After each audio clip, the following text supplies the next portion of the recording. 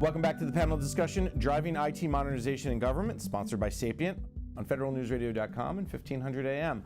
I'm your host, Jason Miller.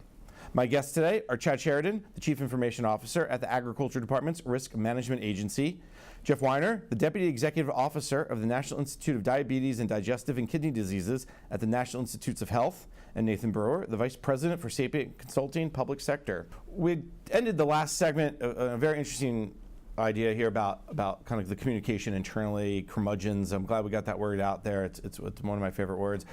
At the kind of the very end, Jeff, you were about to talk a little bit about trust and this idea that it's not just do it because I said so or convincing you, but do I have trust in the leadership? Talk a little bit about that trust piece. So as we are trying to deploy technologies, as we're trying to support the mission, one of the key things that happens is there has to be trust between the community of users, the stakeholders, the people who are using our technologies, and the technologists. And so IT is no longer a group of people behind the curtain. You've got to find a way to bridge that. And so what our community has to understand is that we're really trying to help them, that we're doing this for them, that it's a service orientation. It's almost like you flip it around. We're not the wizards anymore. We're the service providers to try to help make things happen that they want. And that trust extends between us and our community as IT people, but it also extends between us and the companies and organizations that we partner with, whether it's the cloud providers or whether it's a consulting firm like Sapient or whether it's other government agencies. And I think one of the comments that was made earlier is that people are working from a place of goodwill, right, where you anticipate people are going to want to do the right thing. And I think that does make it easier, and the rest is for us as leaders to keep promoting that. And I think you make a good point, is not just starting from the place of goodwill, but the provider. I think that's been the shift from the IT perspective, from the CIO's perspective that I've seen over the last maybe 5 years, is this idea of customer service and provider. Chad, talk a little bit about how that's shifted at RMA. Well, I think it's more than just being a provider. It's moving beyond provider to partner, and part of that is we have to build a trust that we're going to do what we say we're going to do, and when we don't, we own it. So we've kind of vacillated in IT between this idea of, hey, we know our business, we're just going to go do our job and that's it. You know, you're going to get what we get, or we're a doormat and we're going to give you everything you ask for, everything you say, and we're either a position of obfuscation or a position of we're the low man on the totem pole. So we need to find a balance that says, hey, we're going to stand up for ourselves and not go from a position of fear, but we're going to be vulnerable in that we own our issues.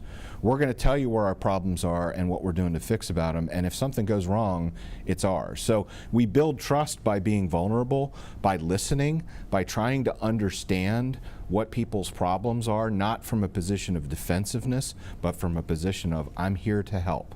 And if we can do that without being doormats, now they go, hey, if this guy screws up, he owns it, he's going to fix it, and we can hold him accountable. So it's kind of that idea of we're going to go first, not just within our own organization, but in the broader agency, in the broader government, is I'm going to go first. If I go first, then I'm going to encourage other people to follow. I'm going to encourage other people to act without fear. Nathan, it's what he's talking about is the early adopter, right? The champion within the business. You hear that very often. Find a few champions and word spreads. Are you starting to see that? Or is the process works? We know it does, but is it starting to catch on more? Yeah, I mean, I think one of the larger cultural shifts in the government has been just, I mean, you look at the effectiveness of the government-wide CIO council and then the large agency-specific CIO councils, and just that culture of sharing lessons learned, and also back to Chad's point about being vulnerable is really going out there and extending yourself. In terms of early adopters, I mean, it's really, to me, it's about listening to what users say and really trying to put yourself in their shoes, spend lots of time with them, and then incorporating what you learn from them back into your organization. I'll never forget, we had one government client once who one of their key constituents, the feedback was the internet doesn't work this way. And I'll never forget that line of the internet doesn't work this way. But what was amazing about that one comment was that the client was then able to use that within their organization of, okay, this is how we're viewed by who we're serving, so this is the rallying cry of everything we do. And and they were able to change that perception very quickly. One of the things that Chad brought up, let me turn to Jeff real quick on, is this idea of moving, not being a doormat, but also not being the no, right? You got to find that balance. Are you guys finding that balance? Because as you mentioned earlier, scientists are always kind of poking and prodding. They are. And the great thing about that is it makes us as service deliverers to keep raising our game, to keep coming up with better ideas, to delivering reliable services, not just talk about them. And that's where, whether it's improving the quality of our staff by training and experience, whether it's building collaborations with other people who have been highly successful, where it's reaching with outside agencies or other organizations that have subject matter experts, that's where as a group, we're just trying to be better all the time. And you bring up better ideas, and it's a great segue to this idea of user design, user feedback. We talked a little bit about it when we talked about the Agile discussion. Let me turn to Chad, I guess, to start us off. When you guys are looking at your systems and redesigning systems and modernizing them, since that's really what the topic is about, how do you make sure that the people who are going to use those systems are giving you the proper feedback or the necessary feedback? Everything we do and when we develop a system proceeds from an empowered business product owner is in there driving the how, what's important, where it's prioritized, what gets done first. And so we work with our experts in design to give them ideas and possibilities and options, but ultimately what we're going to deliver and when comes from the business first. And it's every day, it's every week, and then before we release anything at the end of every sprint, they're going to be testing it to make sure that we actually delivered the what and by when that was expected. So it's a partnership, right? They have ideas of what they want, and then we bring the design centered on their needs, and hey, what about this option? What about this option? And that becomes the partnership piece, because if they say, we want to do this, you're like, okay, there's a security risk there. Let me tell you what that security risk is. And then they, as the mission owner, can accept or not accept it. It's extremely important to bring those non-functional discussions at the same level as the functional discussions, because if you bring them in as the afterthought, now I'm taking away your needs to serve my needs. So they have to be done at the same time. They have to say, hey, that's a great idea. Here's an equity I've got to deal with, because if I don't do that, we're going to lose our data. And oh, now my mission understands what happens because we turn that security discussion into a mission discussion. Oh, if I have a security risk, my whole program goes away. Now it's as important to them as it is to us. And I think we could talk all day about security, we know that, but I think with the OPM hack, with the other problems we've seen, whether it's Target or JP Morgan Chase or now the WannaCry, people are much more aware and cognizant of the importance of security from the mission side. They don't want to accept that risk, right? Unless there's a competing mission need. Our mission folks don't want to accept the risk of something that's not as good from a security standpoint. Nathan, talk a little bit about what you're seeing within the government when we talk about user-centered design. We hear a lot, again, I mentioned earlier 18F and USDS as two examples, but a lot of agencies are really doing more to reach out to their constituents. Yeah, I think the challenge with any modernization effort, and particularly with user design, user experience, is how do you bridge that gap from the IT or from the idea to something that actually exists in terms of a system or capability. And really, if you were to ask any of us, okay, design a typewriter replacement, we would give you a description for either Google Docs or Word, because that's what we know. So this is where, to use the overused cliche, you don't want to repave the cow path. So it's really, okay, how do you work with your stakeholders to tease out those key things that are going to enable you to move whatever you build forward and not just repeat what you already have there. Are there certain things that work in terms of teasing that out? Because it's almost the I don't know what I don't know, so you're asking me how to think about this differently, but it's pen and paper. That's always worked before. Yeah, it's setting up a structured process to really be able to intake enormous amount of perspectives, particularly at all levels of the organization. It's one of the things I love about how we work with clients is we're engaging from the lowest levels to the highest levels to really get those perspectives, and then also, of course, with the end users. Jeff, one of the things about getting those different perspectives is how do you ensure that you're not getting the craziest idea that's ever out there and someone's really kind of, you get this kind of groundswell of craziness that you're like, as the IT people, you're like, okay, we can't have the rocket ship to the moon yet. And I think it's by having broad representation. When I think of diversity, I'm thinking about intellectual diversity. How do you bring different, because I want IT people at the table. I want our leadership and our business people at the table. I want our stakeholders who are consuming our services at the table. And I do want some people that are what we'll say out-of-the-box thinkers at the table. And I think that is what we find over time, that you want this broadest range possible to really mine these ideas and brainstorm and think it through and pull on the threads and see if there's practicality.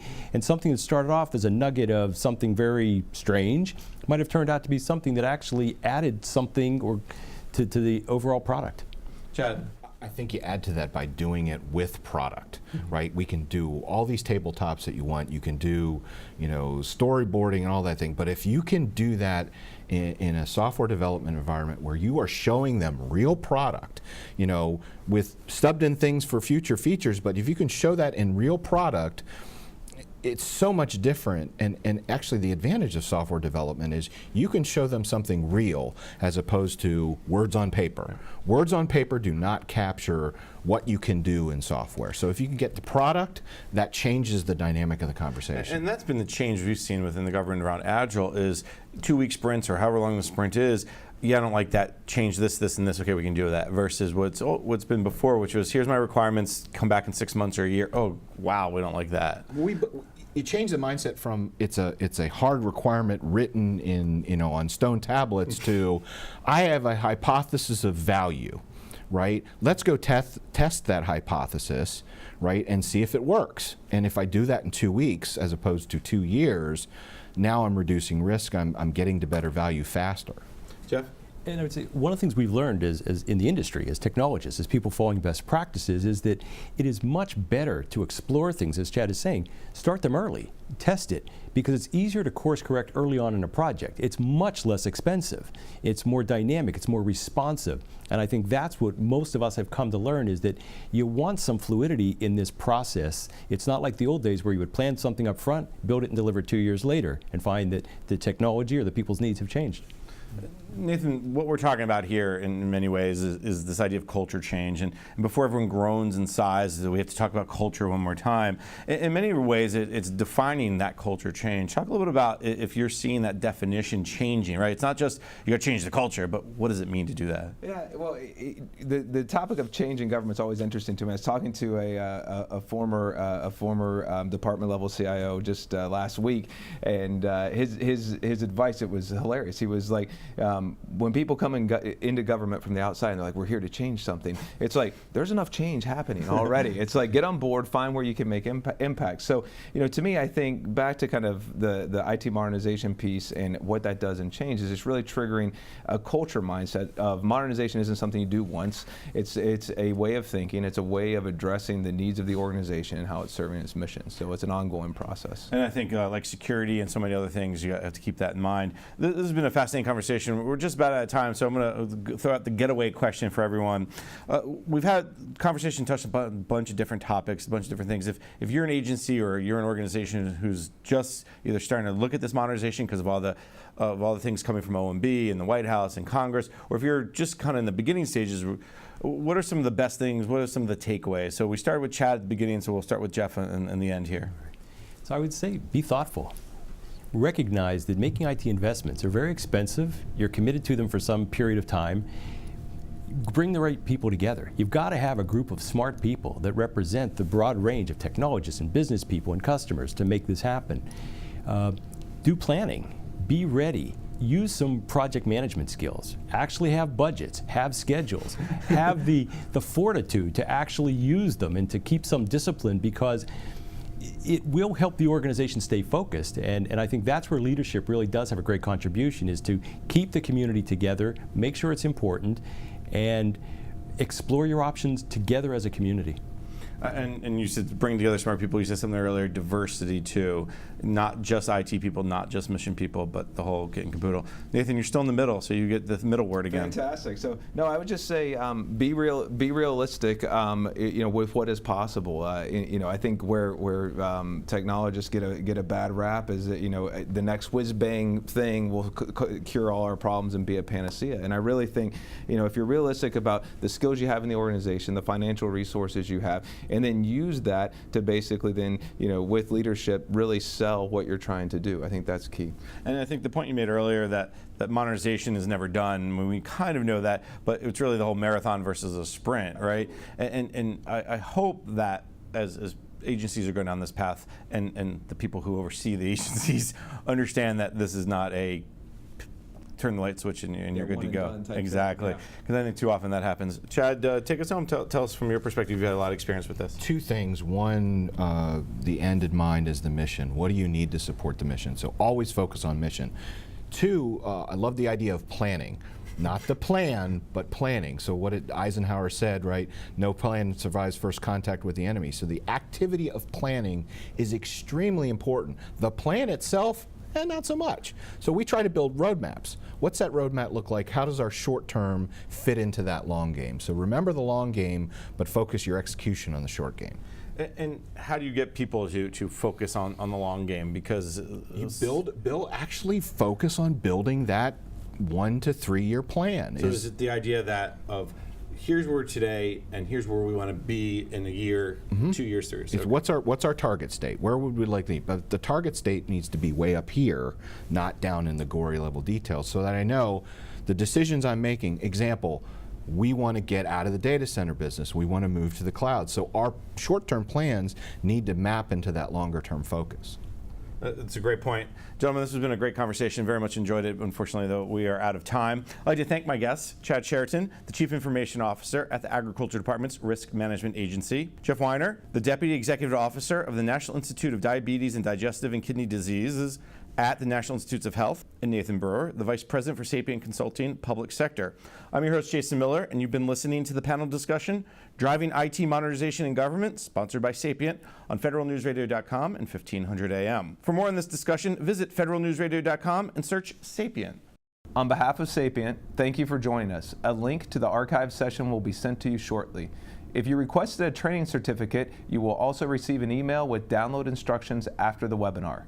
This concludes our discussion. Thank you.